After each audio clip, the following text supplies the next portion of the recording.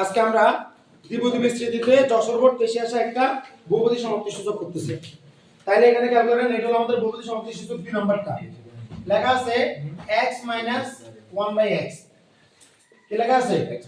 x - 1/x whole to the power 8 এর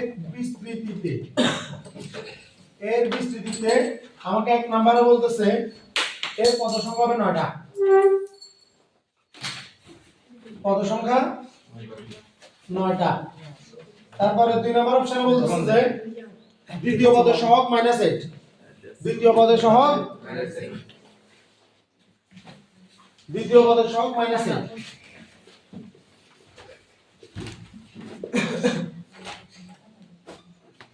3 number বলতেছে যে x বর্জিত পদ সমান 70।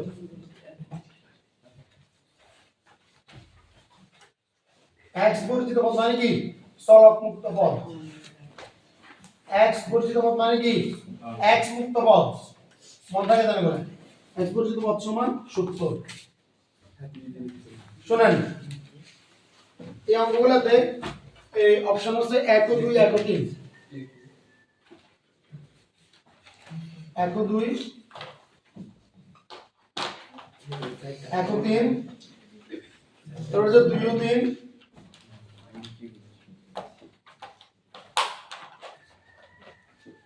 আর হলো 1 2 3।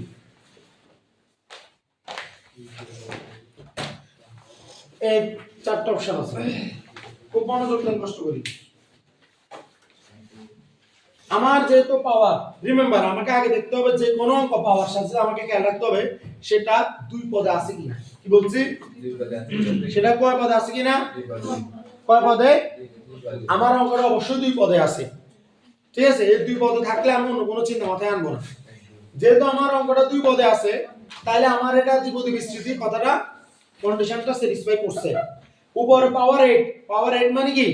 আমার পদ সংখ্যা হবে তার থেকে এক বেশি, তাহলে পদ সংখ্যা 9। কথাটা সত্য কিনা? তার মানে এটা আমাদের এইটা আমাদের সত্য। আমরা বলতেছে যে দ্বিতীয় পদের সহগ -8। কোন পদ? কোন পদ? দ্বিতীয় পদ। যে কোন পদ কত? r+1। Very good. যে কোন পদ মানে কত? r+1। তাহলে r+1 মানে কত? দ্বিতীয় পদ। তাহলে r = কত? 2 বিয়োগ 1 না? সুতরাং r মান কত? 1। বুঝা গেছে না? এটা কোন লেখালেখি করা যাবে না, কেউ লেখালেখি করতে পারবে না, কারণ সবার কাছে আছে। এটা হলো যশোর বোর্ড 2023, সবার কাছে আছে। শুধু বুঝতে হবে। কথা বোঝা গেছে? তাহলে r এর মান 1। r এর মান এখন আমরা জানি যে কোন পদ r+1 নম্বর, তার r+1 নম্বর কিভাবে লেখে? আমরা জানি যে n c r, আর আমরা এটাকে সবগুলোকে আমরা এভাবে চিন্তা করব, a + b whole to the power n, a + b whole to the power n। তাহলে a to the power n - r আর b টু দি পাওয়ার কত? r। তাহলে ঠিক তদ্রুপ আমাদের এটার জন্য আমাদের a হলো কত? x। তাহলে আমরা এখানে লিখব উপরে n c r, n c এর মান কত? 8c1, 8c1, কারণ আমরা দেখছি r এর মান 1, r এর মান কত? 1। তাহলে এটা হলো একটা। তারপরে into a to the power n - 1, a কত? x, x to the power n - r, n কত? 8, মাইনাস r এর মান কত? 1, তাহলে 1। বুঝা গেছে এটা? তারপরে গুণ, তাহলে a গেল, এবার হলো কার? b, b কত? 1/x, 1/x এটা লিখবো না, লিখবো x ইনভার্স 1। কত লিখবো? ইনভার্স 1। তার মানে দিব কত? উপরে কত? r, এর মান কত? 1, তাহলে কত? 1। তাহলে এটা দ্বারা হচ্ছে 8c1 মানে কত? সব সময় মাথায় রাখতে হবে nc1। কে কইছি? nc1। কে কইছি? nc1। nc1 মানে কত? n। nc1 মানে কত? n। আবার ncn মানেও n। মনে রাখবো? জি। মনে রাখবেন এটা? ক্যালকুলেটর বের করো। লেখো 8c1 লেখো, 8c1 লেখো কত? 8। আবার 8c8 লেখো। 8 না 1 সরি 8c8 ঠিক আছে। ncn মানে n1 মানে 1, এটা মাথায় রাখতে হবে। nc1 মানে n, ncn মানে কত? তারপরে যে এই যে 1।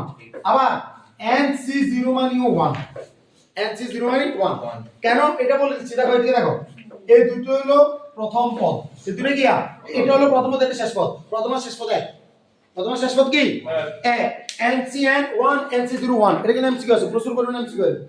NC1 NCN1 NC0 NCN মানে লাস্ট একদম শেষ পদ আর NC0 মানে একদম প্রথম পদ এই দুই পদ হলো কত কত এক এক এই দুই পদ কত এক এক আর এই NC1 মানে n NC1 মানে কত n আবার এটা মাথায় রাখবা যে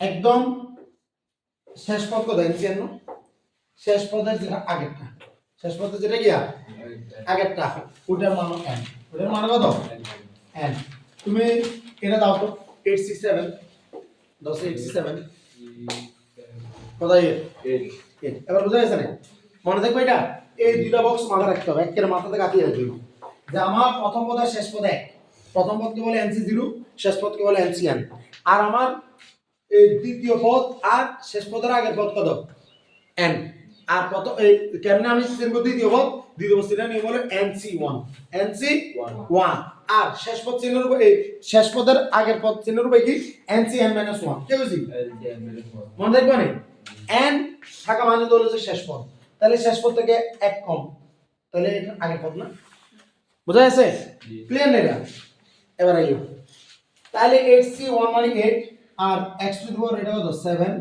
আর এটা হলো x টু দি পাওয়ার -1 তাহলে 8 আর x টু দি পাওয়ার 7 - 1 গুণের বলে তাহলে 8 x টু দি পাওয়ার কত 6 না বুঝা গেছে না এটা এটা হলো কোন পদ দ্বিতীয় পদ আমার বলছে দ্বিতীয় পদের সহগ -8 দ্বিতীয় পদের সহগ কি -8 ও আচ্ছা -8 কারণ এখানে একটা মাইনাস আছে আমি তো মাইনাসটা দিই না তার মানে মাইনাসটা তো থাকবে এটা তো ব্র্যাকেটে থাকবে তার মানে এটা হবে মাইনাস এটা সামনে মাইনাসটা সামনে চলে আসবে কারণ মাইনাস করে পাওয়ারটা বেজুর না এক না এক থেকে মাইনাস থাকি যাবে না বুঝা গেছে মাইনাসের সামনে চলে আসবে তাহলে -8 x টু দি পাওয়ার 7 - 1 মানে কত -8 x টু দি পাওয়ার 6 তাহলে দ্বিতীয় পদের সহগ হলো -8 আমাদের সত্য এটা কি বুঝা গেছে এটা বুঝা গেছে না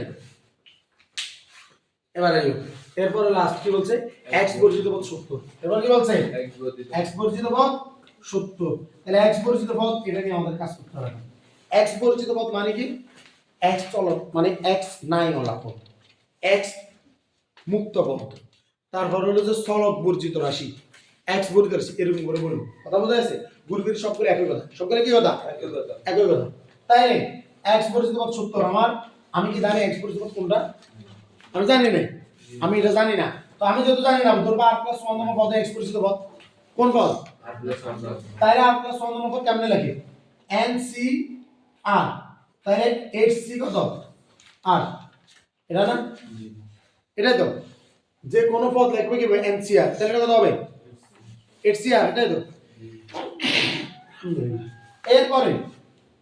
এরপরে কোনটা a কত x টু দি পাওয়ার কত n - r n কত 8 n কত 8 পাওয়ার 8 না তারপর হলো কোনটা -x whole to the power কত r বুঝা গেছে না এটা বুঝা গেছে আমরা বলছে x বর্জিত পদ সমান 70 এখানে একটা জিনিস খেয়াল রাখতে হবে সেটা হলো আমাদের সবসময় দূরে আসতে হবে এখানে তো সমান চিহ্ন দিছে তার মানে বুঝছি যে মান চাইছে কি চাইছে মান চাইছে অনেক সময় কি করবো তোরে বলবো যে x বর্জিত পদ 70 খালি নিয়ে লিখে দিব কথা বোঝা যাচ্ছে কিনা খুব রেয়ার কেসে লেখা থাকে x বর্জিত পদ চতুর্থ মানে চতুর্থ পদটি x বর্জিত পদ এইভাবে লেখা থাকবে খুব কম পঞ্চম পদটি x বর্জিত পদ এটা লেখা থাকে কম অর্থাৎ তুই যখন অঙ্কটা করবি তুই অঙ্কগুলোর ক্ষেত্রে তোরে পুরো অঙ্কটাই করতে হবে যেটা আনসারের সাথে মিলবো ও দুইটার ক্ষেত্রে ওটা কিন্তু আনসার হিসেবে নিবি কিলে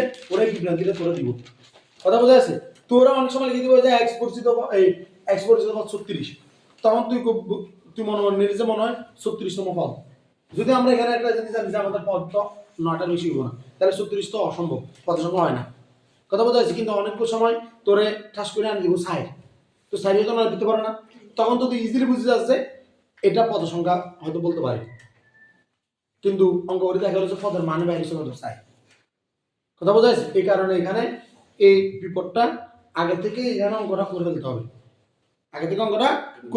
কারণ এত সহজ করে এত সুন্দর করে লিখতে হবে তাইলে 8CR মানে কত জানি না এটা থাকবে আর এটা থাকবে x টু দি পাওয়ার 8 ও এটা হলো -1 আছে না x টু দি পাওয়ার কত -1 x ইনভার্স 1 তাহলে x to the power 8 minus r আর এটা কত minus x to the power কত minus x to the power minus r minus x to the power কত মাইনাস r প্রয়োজন এটাকে bracket রাখতে পারি মাইনাসটাকে সামনে নিয়ে আসবো 8r x to the power 8 minus r এটো যেতে রে বিয়োগ গুণের বেলায় তো সত্যি যোগ হয় কিন্তু ইয়াতে আছে এই বিয়োগ তাহলে বিয়োগ বিয়োগ যোগ হলেও বিয়োগ হয়ে যাবে না বুঝা যাচ্ছে না নৌশিন তোমার নাম কি বলছ না নৌশিন তাহলে এটা বোঝা যাচ্ছে না তাহলে মাইনাস 8r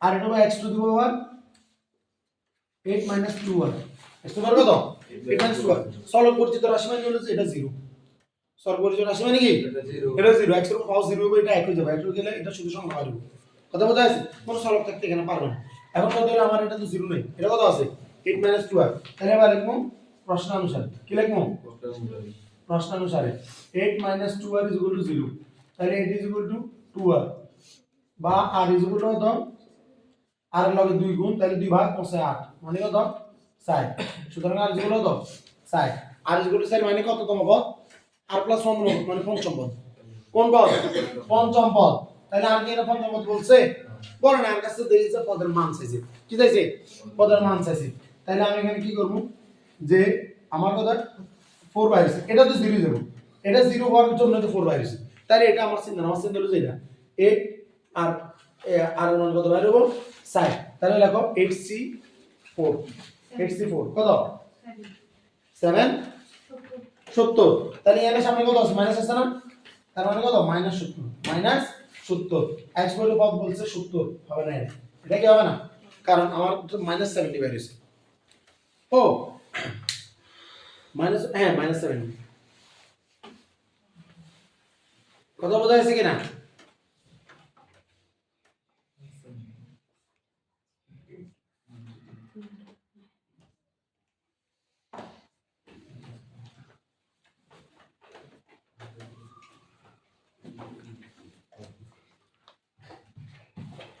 এখানে তো একটা কথা আছে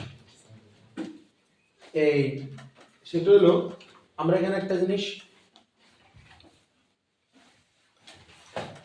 এক মিনিট ওয়েট আমাদের কি মাইনাস কে ওয়েট করছি না এই তো এই রেট কেন এটা বলতেছি এদিকে দেখো এই সবাই দিকে দেখা এখানে মাইনাস আর বলছি না হ্যাঁ এই আমার মূলত যে মাইনাসটা আছে এটা তো এটার সাথে জড়িত কিন্তু নিচে যে মাইনাসটা আছে মাইনাসের উপরে পাওয়ারটা কি এই যে এটাকে আমি যদি রয়েছে ধরো মাইনাসটাকে যদি আমি যদি ভিতরে রেখে দিই মাইনাসকে আমি x এর পাশে রেখে দিলাম x এর পাশে কি হইলাম রেখে দিলাম তাহলে মাইনাসের উপরে এই পাওয়ারটা কত 0 না 0 তো তো x টু দি পাওয়ার 0 মানে কত 1 মাইনাস x টু দি পাওয়ার 0 মানে 1 কথা কি বোঝা যাচ্ছে আমি মাইনাসটাকে বের করব না বর্জিত পদের সময় মাইনাসটা ভিতরে থাকবে মাইনাসটা কি থাকবে ভিতরে থাকবে মনে থাকবে না মনে থাকবে তাহলে বর্জিত পদের মানটা পজিটিভ আসবে এটা 70 আসবে বর্জিত পদগুলো নেগেটিভ মান এটা কি হবে পজিটিভ মনে থাকবে ইনশাআল্লাহ পারবে না করা জি এটা বোঝা যাচ্ছে না এরকম করা কেন কারণ আমার এখানে যে মাইনাসটা এটা আমি ভিতরে দিয়ে দেব কারণ মাইনাস এর পাওয়ার 0 হলো এটা 1 পজিটিভ এর পাওয়ার 0 সেটা কত 1 তাহলে আমার এটা হবে x বর্জিত পদ কত 70 তাহলে আমার आंसर হলো 3টা आंसर কয়টা 3টা বুঝা যাচ্ছে ক্লিয়ার নাই ওকে এটা হলো আমাদের আজকের বিস্তৃতির বহুপদী সমাপ্তি সূচক